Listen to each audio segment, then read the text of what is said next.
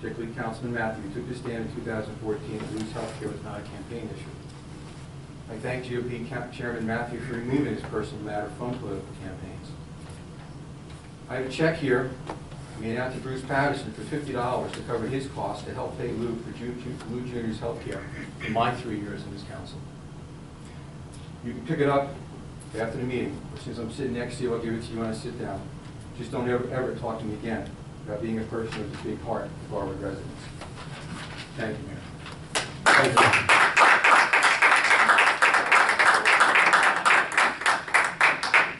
Anyone else, please? And you have more than 3 minutes. Is it okay? Real quick. Okay. I don't mean to push the issue, and that was a beautiful speech, but to respond to Councilman Matthew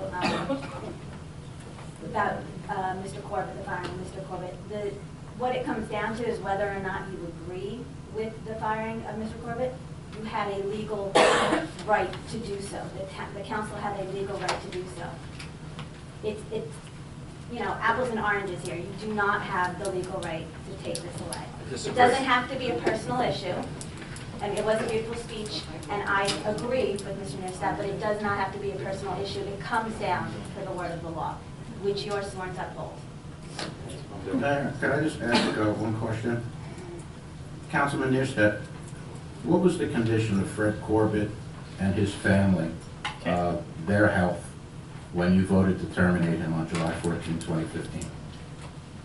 Should I answer, Mayor? No. No. How about public comment? Did you even ask? Did you even ask? First off, I hate this whole idea about the issue was Moving on. Hold on a second. the issue was shared services. Yeah, let's move on. Hi there, Rich McCormick, 101. I want to talk to Lou. Lou, you got a tough job dealing with the snow removal. Let's start with that. So for any councilman or for anybody else to call you up and go, why didn't you call me? Why didn't you do that? You know, it's pretty shitty to take that responsibility. And for what happened with this snowstorm, I think you did a good job.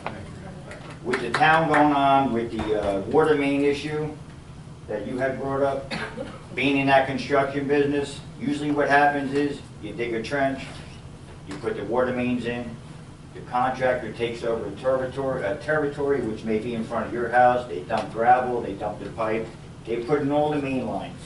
When that's done, they do a rough pave. They come back again, and then they tap into your house. When it's all done, you got a better street then than you had before they started.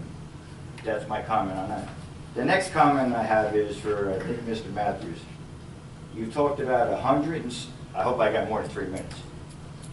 Again, Everybody else seems to. again, I wrote all this down. I didn't come with iPhones. I didn't come with memos 3 weeks in advance to write all this down. I did all this tonight. And I want the rest of the people to know I did this tonight. $160,000, 14%. Can you tell me what that was again? Yeah, sure. Sure. If I may, Mayor. $160,000 is 14% of the approximate $1.1 million we spend on employee health coverage, and that $160,000 comes out of the paychecks of our employees. So how many employees do we have? Roughly. And when you do the math real fast, because you had the time, where does that consist of per employee what's coming out of their pocket to put into their health care? That I have not calculated, but it is $32? it's 14% of the total healthcare premiums. Because this health care issue is a big deal, miss. I'm going to jump right to the thing. I'm sorry that you have a child that is in need. I'll start that off at the beginning. I'm sure somewhere down the line, everybody in their family has somebody that's in need.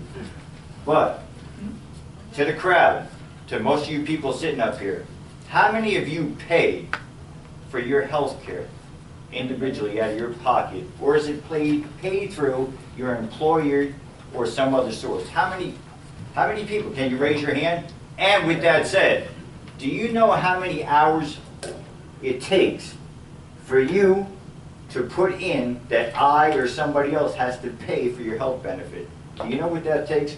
What are you making for the company to do that? That's my issue with this whole conversation. This thing is getting out of control. It's becoming political. At 18 years old, I'm going to give you my story, sir. I got married. And from 18-year-olds now, I had to pay for my whole health benefit. Through kids, through challenges, everything in life. I did it myself. And hopefully everybody's listening to this. I'm getting frustrated as I do this, but it's a tough thing.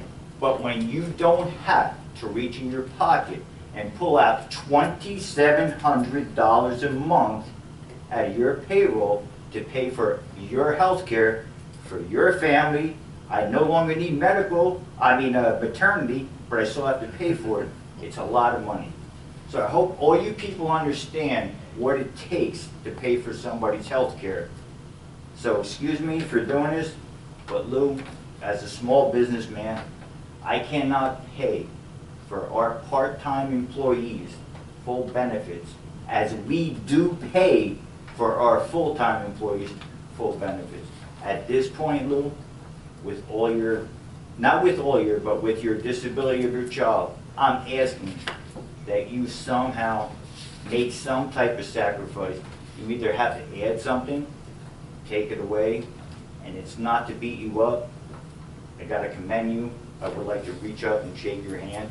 But I think all of us have to take out this Democrat and Republican bullshit, if you don't mind me saying, and just get to the issue. It's a lot of money.